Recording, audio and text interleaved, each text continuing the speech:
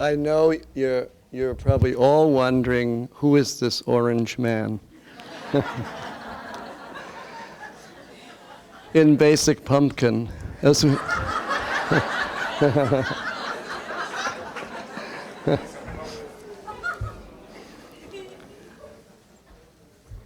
I was initiated as a Christian in the Indian tradition of monastic life called sannyasa, which means renunciation.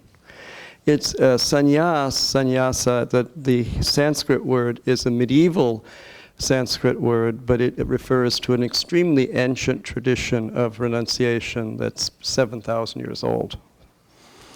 And there have been Christian sannyasis like myself for 300 years. It began with the Jesuits, the Jesuit mission, back in the mid-1700s. And Father Bede Griffiths, both a Benedictine monk and a sannyasi, initiated me. And this is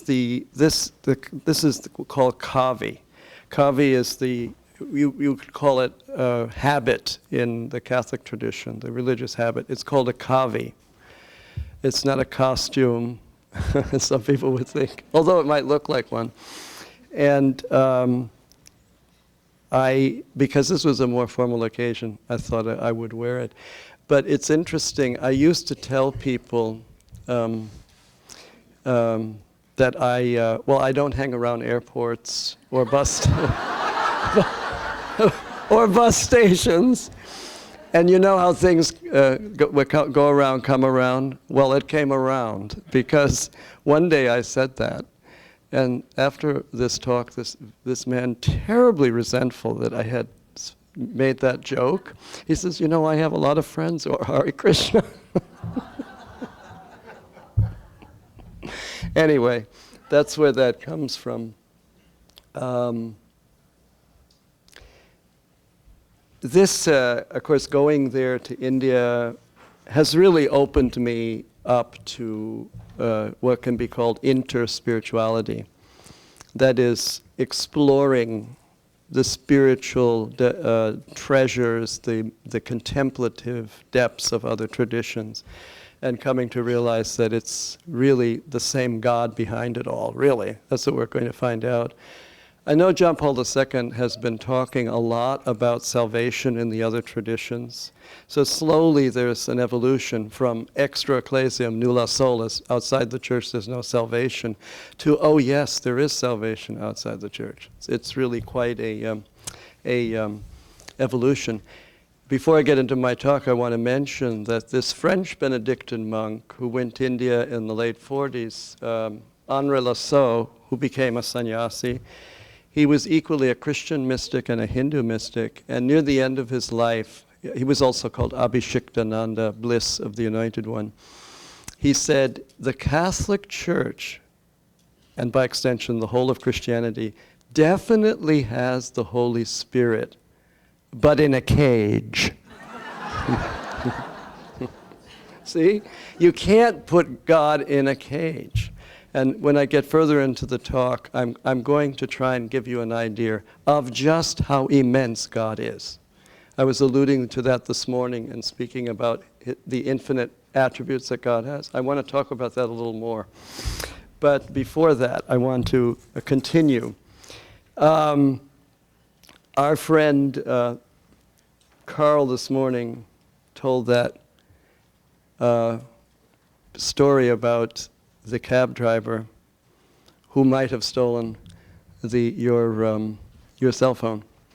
And when he was telling that story, it reminded me of something that happened to me, and I shared it with Carl and Gail, and I wanted to share it because it's so typical, and that typical of God and typical of myself and others, I guess. And that is that one day I was frantically looking for a tax form during the time you pay estimated tax. This was just a few weeks ago. And I was saying to them, I really think God hides things from me. I really get that. I really get that sense, that he's, he, she, it, they, whatever, that they're like, has an impish side that loves to hide things. Because I put the tax form on my desk in the morning. And I only had so much time to get this done and then get downtown to class, I was frantically looking for it. And normally I never get angry I certainly don't get angry at people anymore, but sometimes I get angry at God. And it's usually around hiding something, or if something's lost, I get the sense that he's hiding things again. And I know I put it on the desk, and it was there, and I looked for a half hour for it, and I was getting so upset and got all worked up, and then I said, well, you could help me find it, And, well, finally I just gave up. I thought, well, I'm not going to pay that estimated tax. So, and then that's an option. Forget it. It'll come around again. Right? And, well, then I crossed the street at Catholic Theological Union, this CTU, and I have my mail there, and I checked my box, and there was a copy of the tax form. I got 2 of them, and Gail said to me, see how fast your prayers get answered? But this is exactly the same type of thing. Do you know what I mean? That we get impatient, we think all sorts of things, and we do this with people all the time, and that's part of our being human, something to work with. And God is not finished with any of us. I'm thinking that God is like a cosmic magnet, drawing all things to himself or herself, or themselves, or whatever.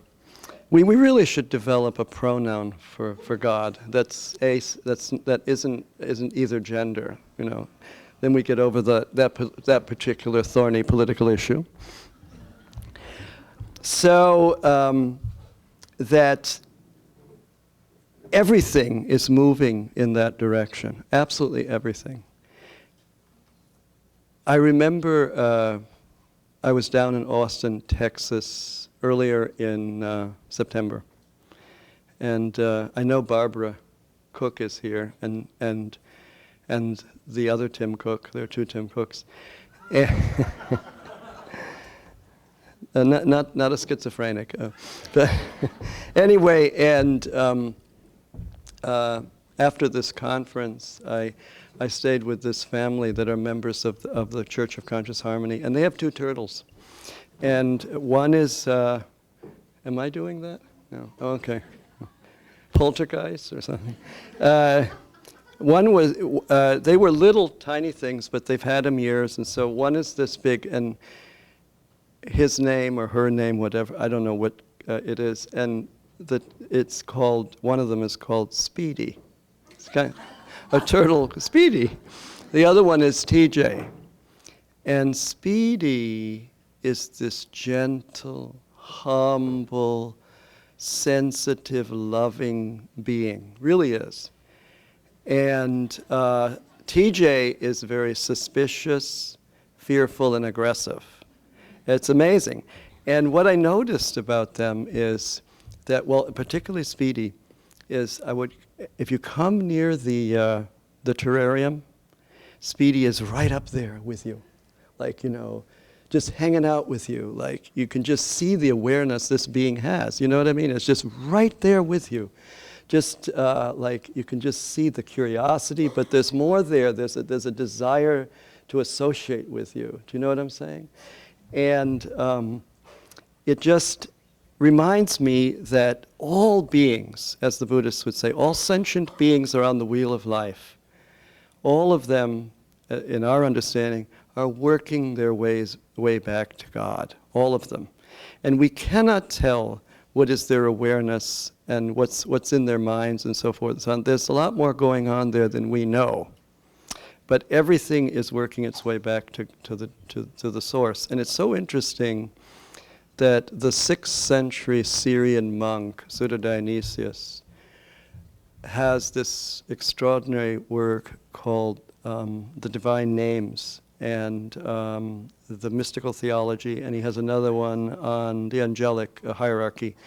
And he says that what is at work in all of creation, in all people's lives, in the lives of all beings, in the lives of the entire cosmos and every cosmos, the motive power is eros, not in our sense of eros. Eros as a yearning for the source, yearning for God. And everything, all of creation, like Paul says, groans, yearns. And Bonaventure had a very interesting insight about God, said that God, the good, the supreme good, is self-diffusive of itself. It has a desire to share itself. The Latin was bonum diffusivum sui. But the good by its very nature must share itself, must diffuse itself. And that's what creation is, and that's what we're about. And this self-diffusiveness is to the absolute degree. Divine love passionately, eternally desires to give itself away, and is always doing that. And this divine reality is not a cold, analytic intelligence, though it has infinite intelligence. It's completely emanating heartfulness all the time. Love, it radiates the mystical fruit of caritas, of charity, of selfless love. That's all God can do in relationship to everyone and everything, can only emanate caritas or charity. And so God is the infinite fullness of this love, situated in the dynamism of the community we call the Trinity. I thought it would be helpful to just consider how immense this God is, this reality is. And to do that, I wanted to mention something that the Jewish philosopher Spinoza says about God in his Ethics. He says that, and I read this as an undergraduate, and I nearly fell off my chair. And I knew it was true the moment I read it. Some things you know are true because they are true. You don't have to prove them. It's self-evident. And he says that God is a substance with an infinite number of attributes. And we human beings only know two of them: thought or consciousness and extension, or the material universe, the nature. We only know those two attributes. So we don't really know an awful lot about God, even through those two attributes. This implies that we're just at the beginning of our knowledge of God. I mean, we know that God is love, but we don't grasp that to the extent that we could.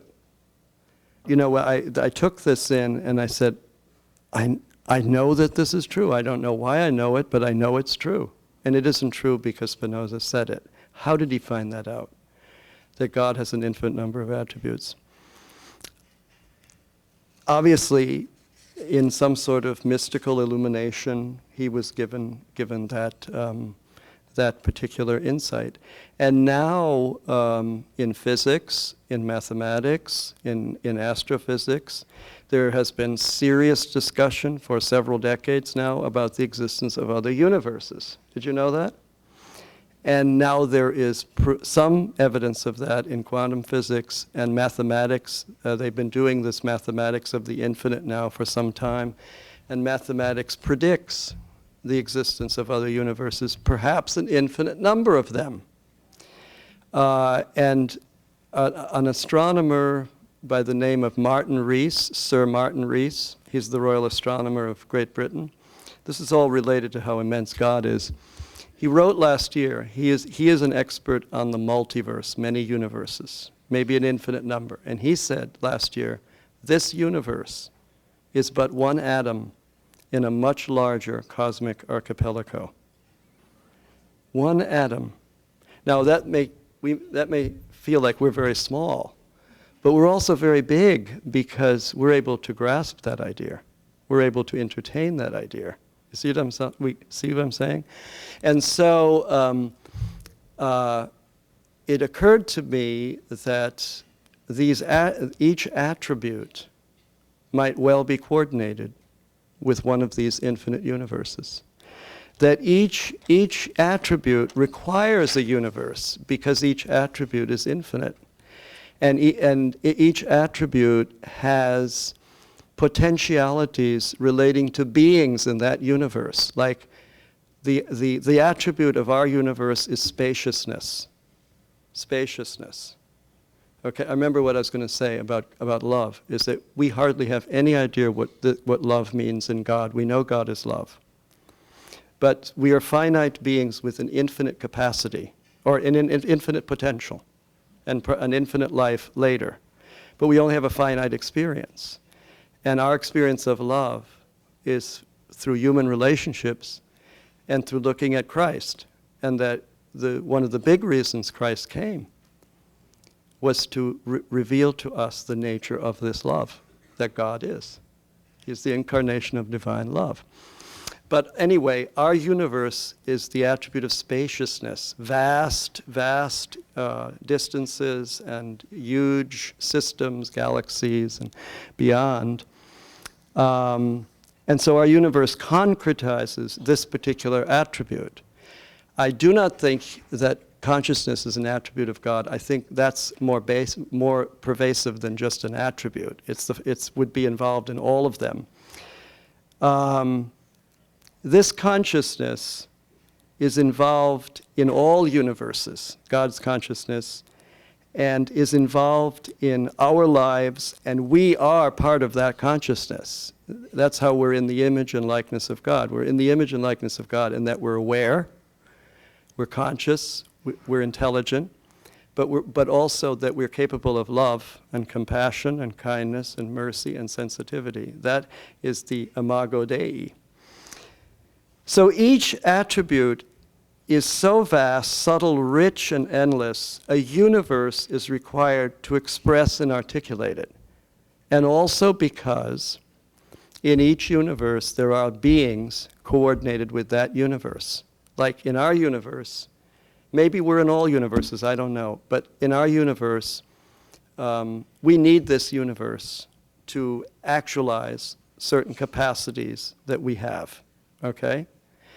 And that if this attribute of spaciousness, that is this universe, had not externally concretized into a universe, we would all still be, this talk would be happening in God's mind.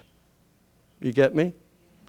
We would know each other in God's mind. Thomas Aquinas says, we have eternally been ideas in God's mind. And an idea in God's mind isn't just an idea, it has a life. But we would be just sitting up there in heaven in the divine mind, waiting to be born in a universe.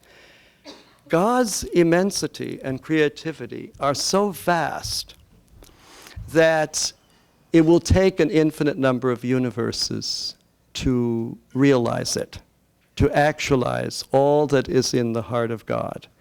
That's how immense the divine is.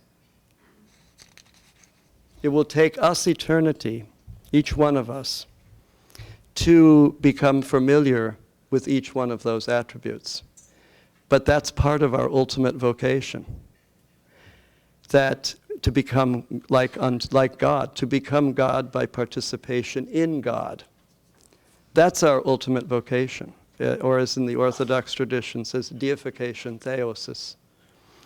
And the contemplative experience is a process of theosis. You get to the level that Thomas Keating is at, where you have infused wisdom, infused contemplation, where the divine is actually pouring that wisdom, that insight, that love through Thomas, in Thomas.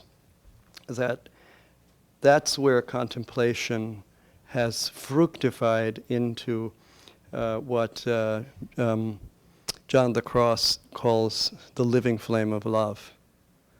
I remember years ago when I used to go for spiritual direction to Thomas for many years up in Spencer. I'd go every 3 weeks for an hour and a half. And Thomas would never lay a trip on you. You know, never try to manipulate, always respected your freedom. Just ask you how you're doing. And then when you asked a question, well, then the floodgate of wisdom was opened. And it would come out. And after an hour and 5 minutes, I couldn't take any more. Because his wisdom is endless, as a vehicle, what flows through him. And that's how it works. Ultimately, the purpose of existence is to be all in all with God, in God, and for God. The purpose of existence is to be all in all with God, in God, and for God, just as God is all in all in us and in everything else. And this, I believe, is our ultimate security and absolute certainty. I mentioned to you earlier that in this context, that this life really is a baptism into intimacy with God. It expresses the divine intention for us, and this divine intention proceeds from that nature of goodness itself, which God is, the very basis of goodness, emanates that desire to share that love which it is with us. And so, in this sense, we have been given the gift of life to become fully human, fully transformed humans who have the transfigured nature of the divine, which is this infinite capacity for love. And so in that sense, again, we're all mystics. Centering prayer and contemplation are important ways that we can realize, actualize, and fructify our mystical lives. And when you say realize, I don't mean intellectually. I don't mean in an abstract way. I mean it in the way in which it's used in India. The Buddhists use it, the Hindus use it, the Jains. If you realize something, you are forcefully seized by that awareness. It's not just an idea. It's an overpowering understanding. And then it becomes actual in you. And then the possibility of bearing fruit happens. Again, the core animating focus and source of our collective mysticism is caritas, is charity, is selfless love, is divine love in us. Nothing is beyond the reach of caritas. Jesus, again, assumed our condition to teach us this, to enflesh it, to illustrate it for us, that the words of Christ are very important, but what's more important are his actions. And that more and more I am convinced that the incarnation happened. Well, of course it's related to the human condition, but I think it happened as a divine pedagogy, that the divine God wished to teach us something about the inner nature of the divine, which is love. And what better way to do it than to send the Son, and the Son to illustrate it through his actions, his attitudes, the way in which he treated people, and of course his teachings. It's so interesting that all the saints have embodied this in every tradition. A saint is a saint, whether they're in the Buddhist tradition, the Catholic tradition, the Jewish tradition, an indigenous tradition in South America, or a Maori in New Zealand, or a Zulu in South Africa. A saint who comes to that perfect love and surrender of the false self has the same reality with a Christian saint. And therefore, if the fruit the fruits are the same in the lives of all the saints in all traditions, then the source that inspired the transformation must be the same. That the same God is behind everything.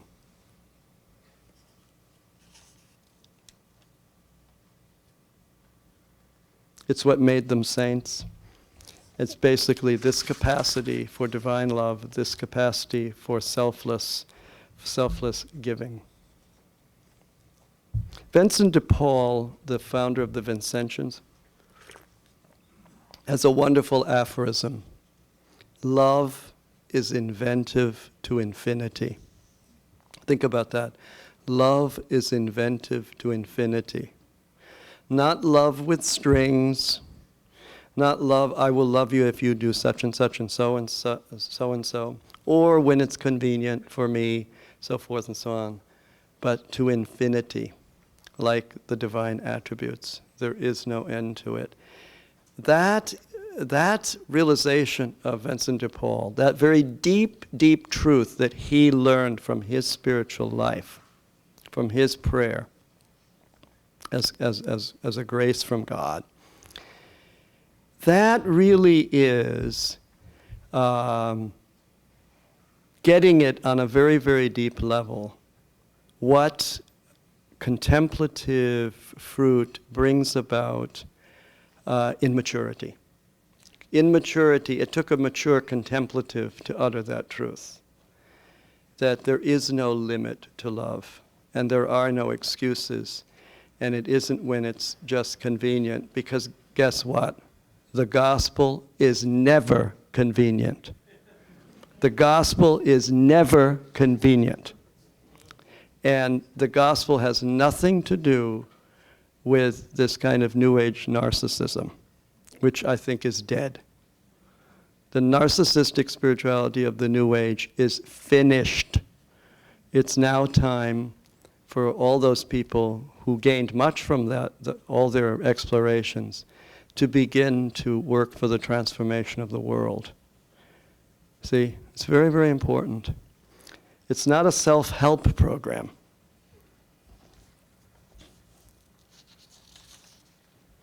And isn't that the experience of all persons who have this great growth in holiness of life? It's certainly true of all the saints. It's certainly true of those who grow in their contemplative lives in the world. They become transfigured, transformed by love, divine love. Only if we know this in our being are we truly wise. And not to know it is the supreme ignorance. Only if we live it are we really fulfilled in our divine vocation to be fully human, to be mystic saints, to be actualized contemplatives. I love what Irenaeus says in this regard. He says, the glory of God is a human being fully alive. Fully alive means fully awake. Okay, fully awake, fully understanding what it's about.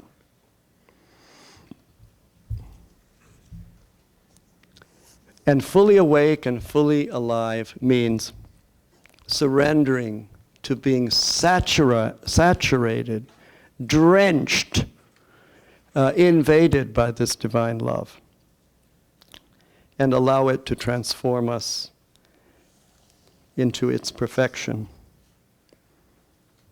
In this way, we become God through participation. We become God through participation. We don't become God, but we become God through participation.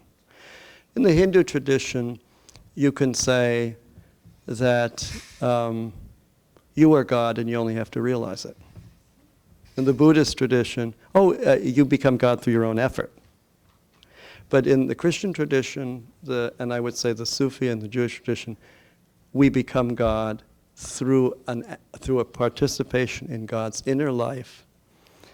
We become God, meaning that we're absorbed into that community of being that is the Trinity. And we share in the intimacy of the divine life itself. We don't ontologically replace God. See what I'm saying? We don't take the place of God. And that, I think, is the distinction.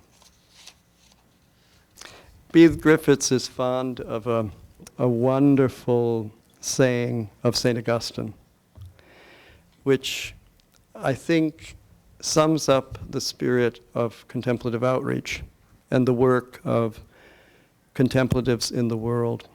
He says, St. Augustine says, and Bede quotes him, "In the end, there will be one Christ loving himself in his members.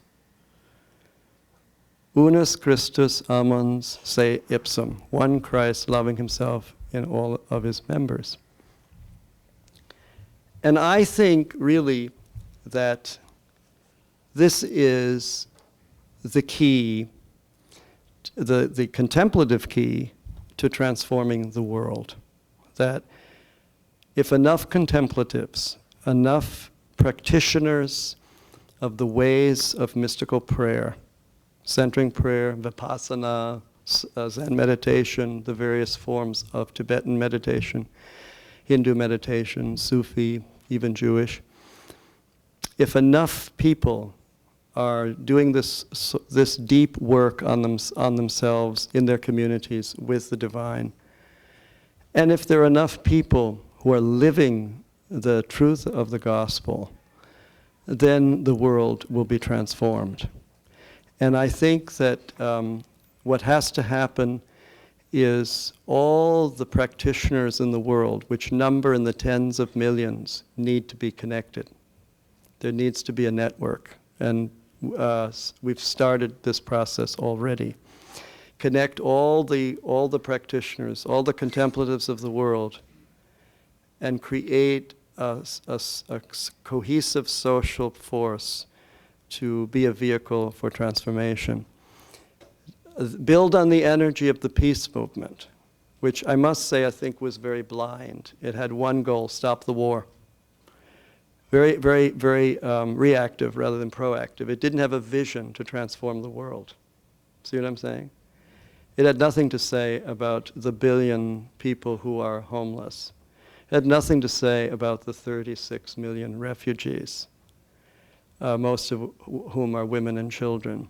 Nothing to say about the millions of prisoners rotting away in dungeon-like prisons in the world, some of them exposed to torture, all of them in need of forgiveness and healing and transformation.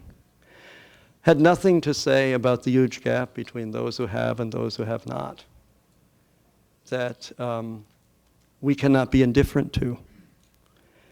So a vision, build on that peace movement. These contemplatives, our movement can build on that movement and take the energy of that movement and focus it towards a goal of building a civilization of love, a civilization that has a heart, a civilization that works for everybody. So there are no more homeless people.